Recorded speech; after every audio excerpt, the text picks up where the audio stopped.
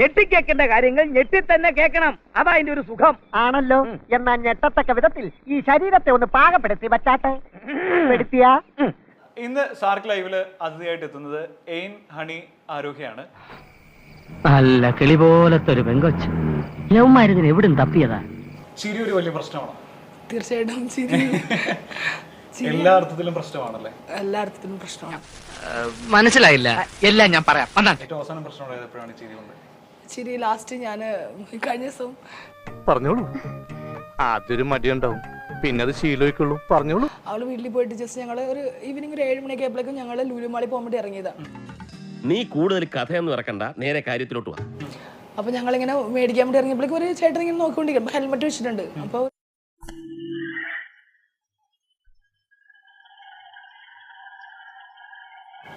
ഉടനെ ആളെ ചോദിക്കുവാണ് എത്ര റേറ്റ് കാശുണ്ട്. ഞാൻ മീൻസ് ആ ഒരു രീതിയിൽ അപ്പൊ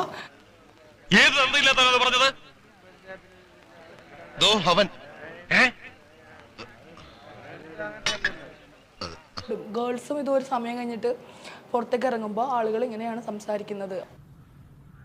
സൊസൈറ്റി ഒരു മയർന്നാണ്.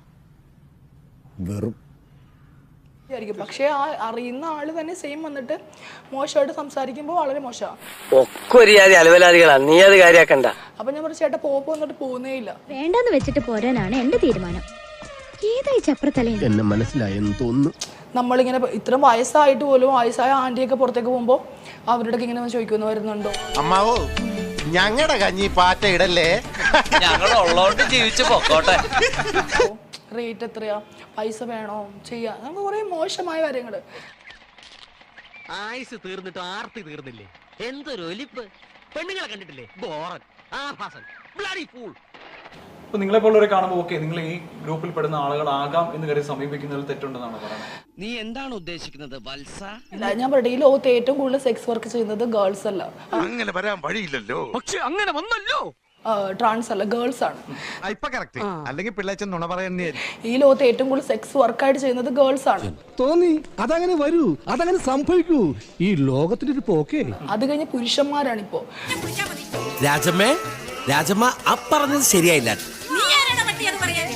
പുരുഷന്മാർ ഈ ഇത്ര 1000 ഗേൾസ് സെക്സ് വർക്ക് ചെയ്യുന്നുണ്ടെങ്കിൽ 100,000 ആണുങ്ങൾ അവിടെ ചെല്ലുന്നുണ്ട് ചെയ്യാനായിട്ട്. ആരോടും പറയില്ലെന്നുണ്ടെങ്കിൽ എന്ത് അഡ്ജസ്റ്റ്മെന്റ് ഞാൻ തയ്യാറാ.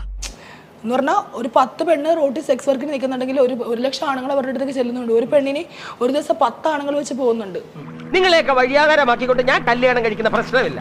അങ്ങനെ ഒരുത്തിക്ക് മാത്രം കൊടുത്ത് പുകച്ചു കളയാനുള്ളതല്ല എന്റെ ജീവിതം. ഇങ്ങനെ കുറച്ച് അവസാനം മണ്ട പോയ തെങ്ങ് പോലെ ആവരുത് ജീവിതം.